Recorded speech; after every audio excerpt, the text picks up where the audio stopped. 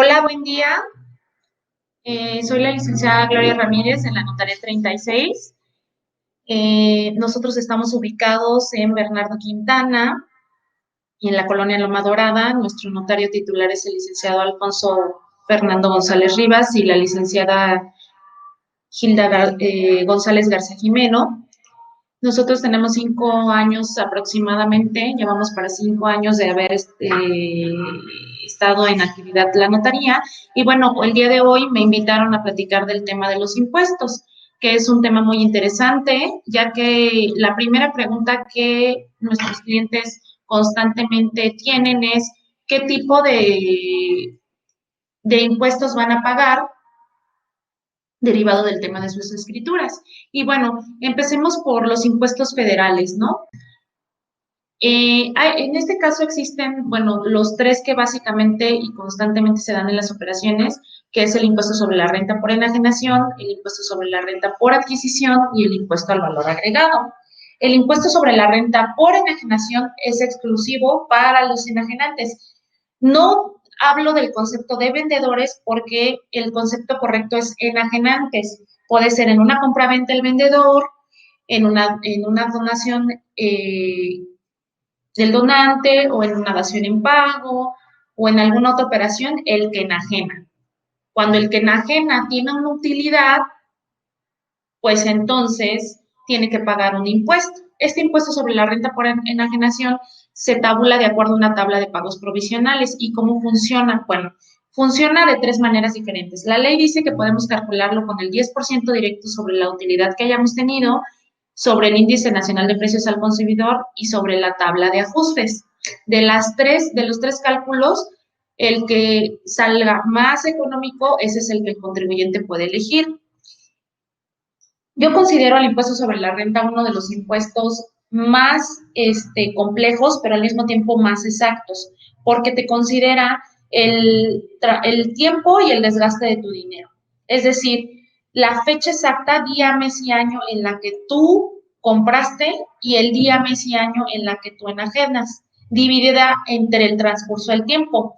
Pero primero, ese cálculo que tú tienes que hacer para actualizar el valor en el que adquiriste te va a servir como un factor de ajuste, es decir, para que la cantidad en la que tú compraste se ajuste a la actualidad y sobre eso se ubica en una tabla de pagos progresivos, que es como una tabla que va del 1.6 que puede aplicar el impuesto hasta el 35%, de acuerdo a la utilidad que te haya generado en todos estos años. En conclusión, para nuestro público en general y para que se pueda entender de una manera no tan complicada hay dos factores que te pueden ayudar a no pagar un impuesto muy alto. Uno es el tiempo y otro es el desgaste que tenga tu inmueble con el transcurso de ese tiempo, atacando al tema económico en el que tú lo adquiriste o en el que tú lo vendes o en el que tú lo recibes. ¿Por qué? Porque el tiempo va a ir generando una utilidad mucho menor. Y dos, en el caso de terrenos, por ejemplo, no hay un desgaste en el inmueble, pero en la construcción sí, tiene una depreciación de un porcentaje por año. Entonces, si es un inmueble con construcción, pues muy seguramente tu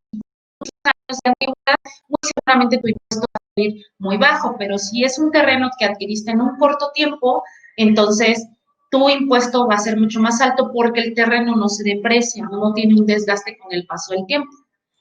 Ahora, esto es para el tema de los enajenantes. ¿Qué pasa con el tema de los adquirientes y cuándo sí se les genera un impuesto sobre la renta? Bueno, cuando su valor de compra es mucho valor al valor jurídico.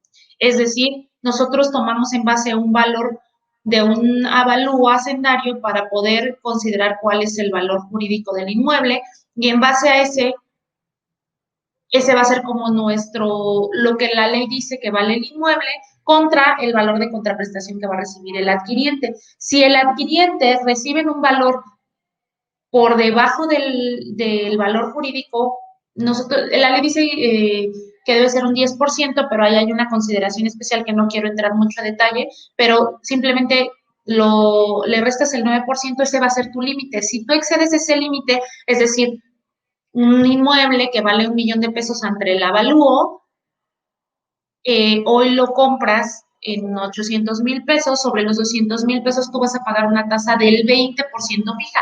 En este caso sí va a ser un porcentaje fijo, a diferencia del ICR por enajenación, que ese va a ser variable dependiendo de la utilidad que tú hayas generado y de esa tabla de ajustes que puede ir del 6 hasta el 35%, perdón, del 1,6 hasta el 35%. En este es más sencillo porque es un 20% directo. Ahora, ¿qué pasa con el impuesto al valor, sobre el valor agregado? Bueno, ese es un 16% directo sobre el área construida. El terreno no paga. ¿Cómo vamos a saber ese desglose? Bueno, en el avalúo viene una tabla donde te dice cuánto vale el terreno y cuánto valen las construcciones. Sobre las construcciones es lo único que vas a pagar el 16%. Puede pasar, por ejemplo, porque mucha gente lo tiene, que tiene un inmueble y adentro del inmueble tiene su negocio, una estética. Entonces, los valuadores siempre clasifican el tipo de construcción.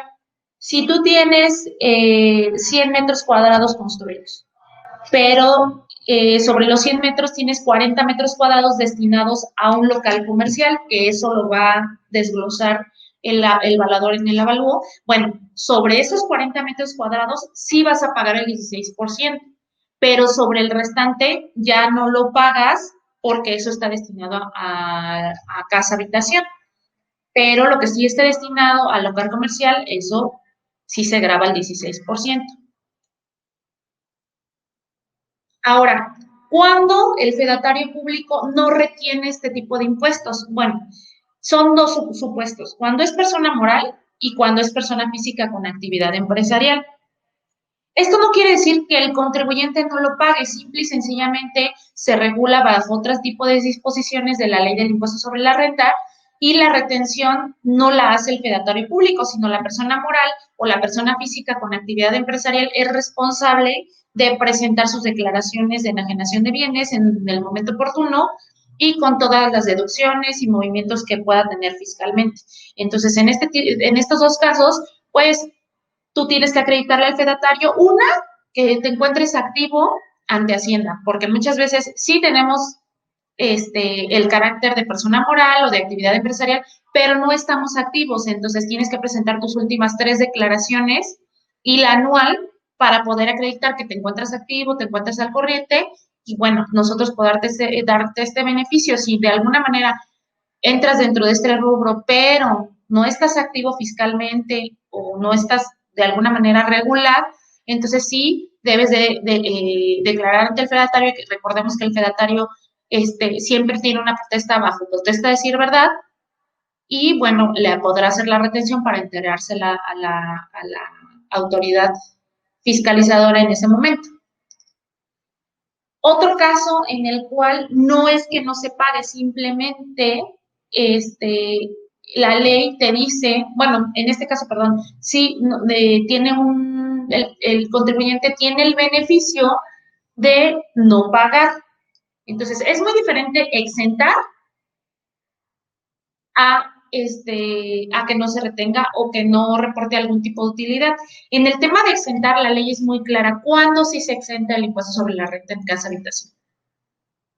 Bueno, la primera limitante es que debe de ser, perdón, aquí me salté una diapositiva.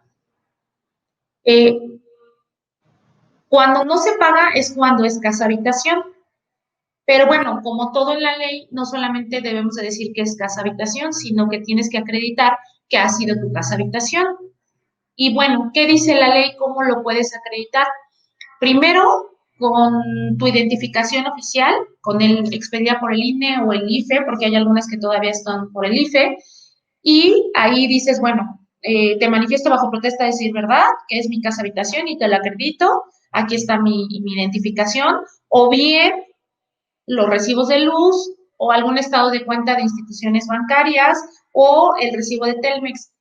Estos comprobantes de servicios solamente son a nivel federal porque no podemos exentar con un servicio expedido por una dependencia local, por ejemplo, llámese agua, llámese servicio de gas, llámese, ese tipo de contribuciones son a nivel local.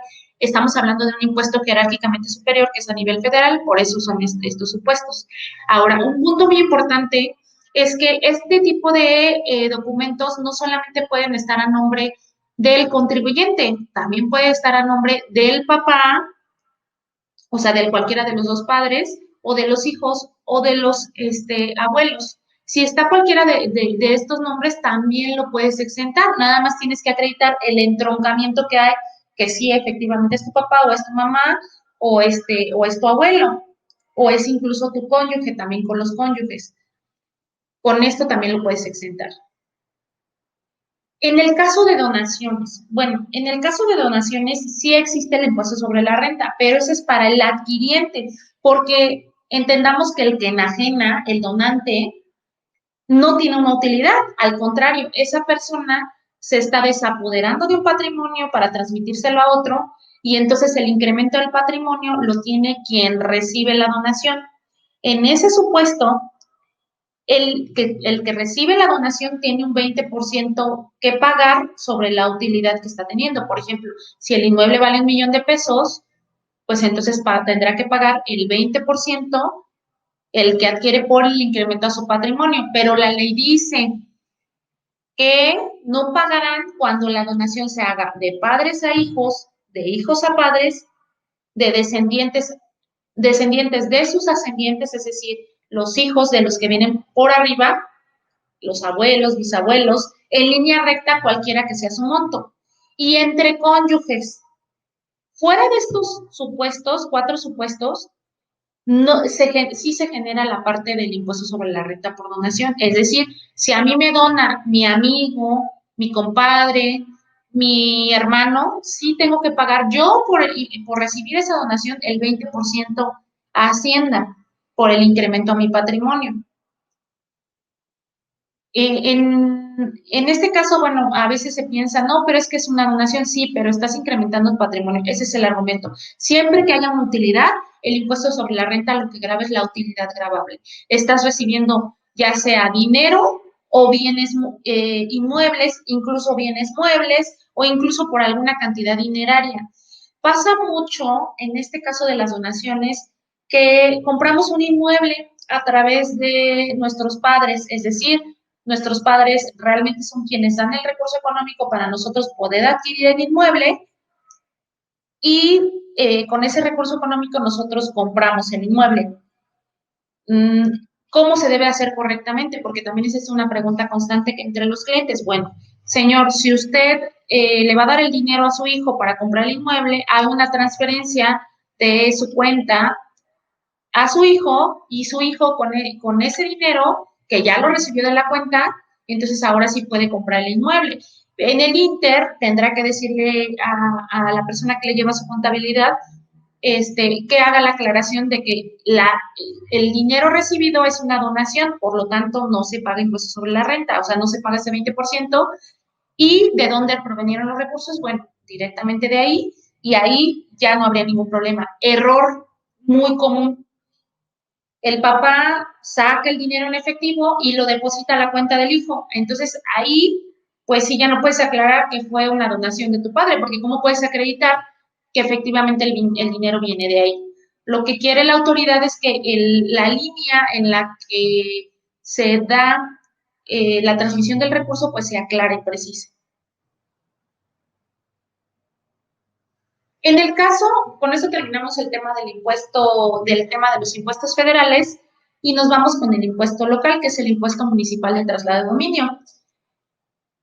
Hace algunos años este impuesto era muy sencillo porque era solamente el 2.5.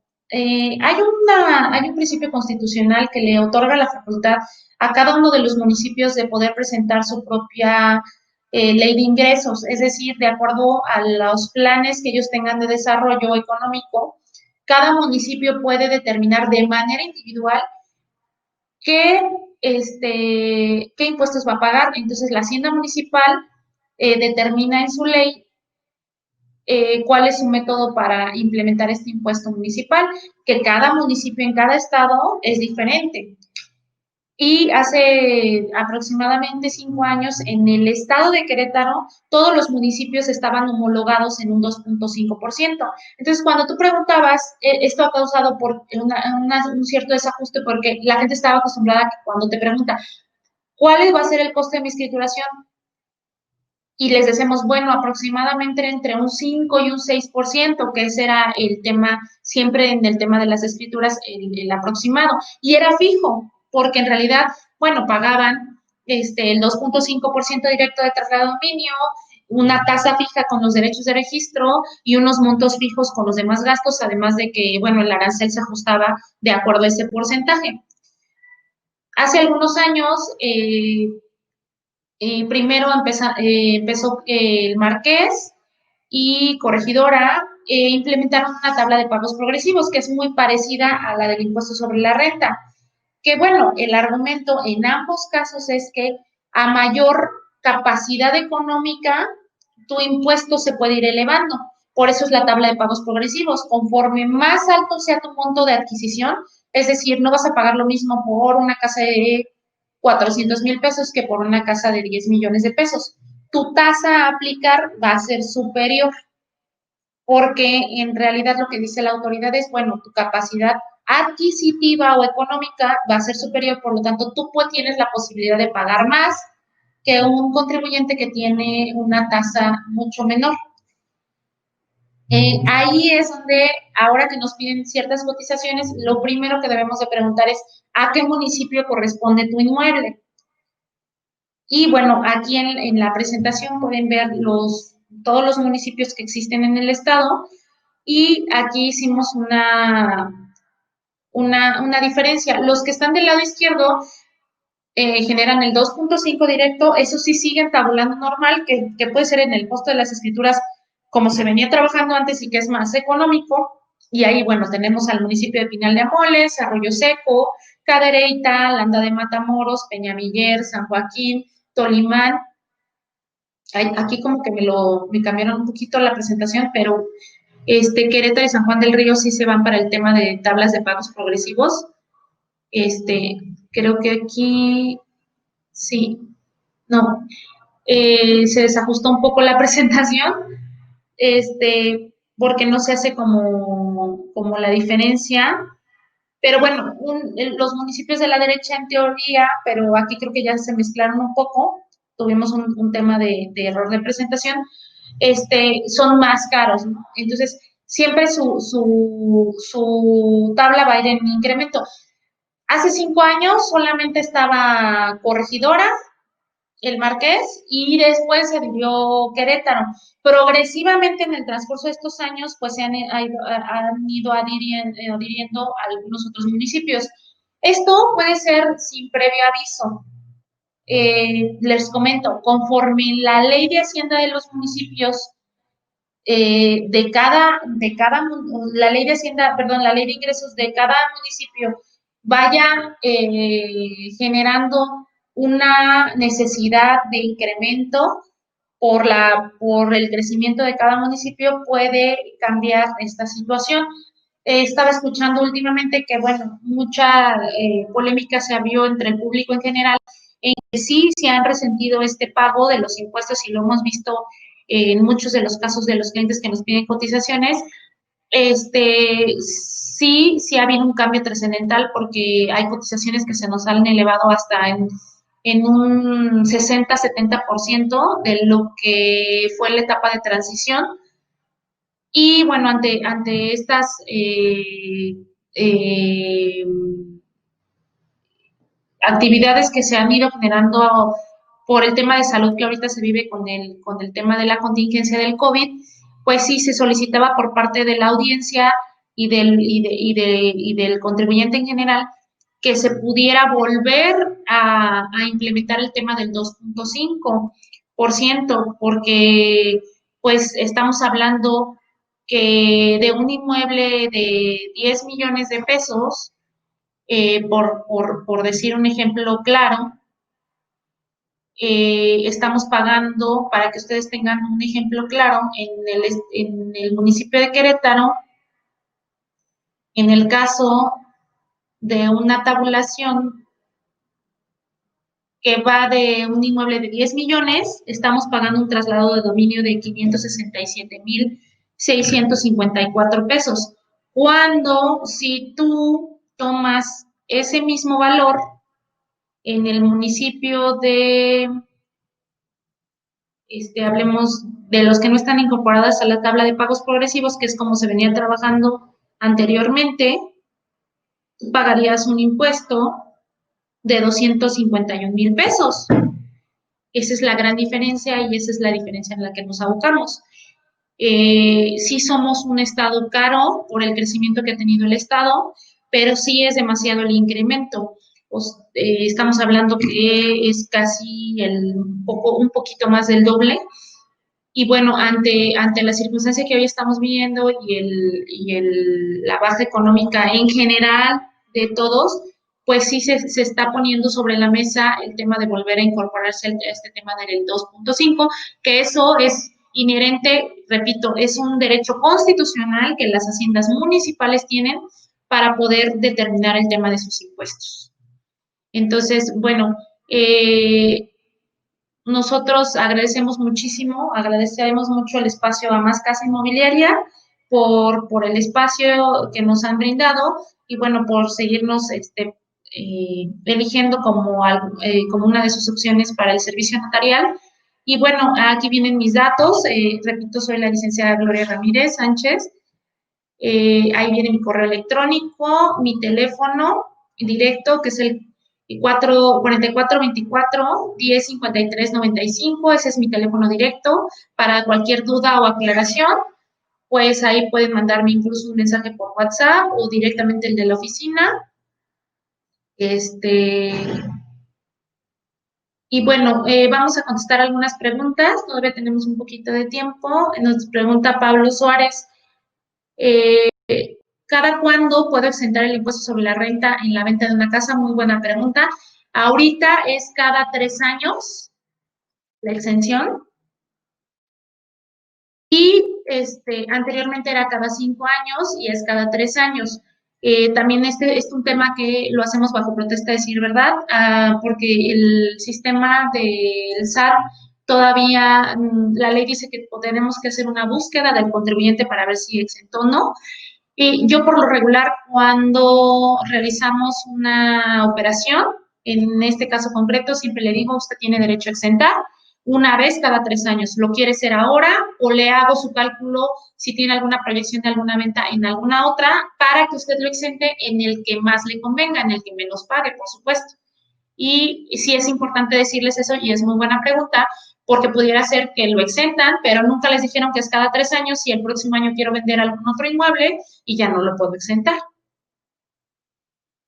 No sé si alguien más tenga alguna otra pregunta. De todas formas, tienen mi número personal y pues estamos a sus órdenes para cualquier aclaración. Muchísimas gracias por el espacio y que tengan muy buen día.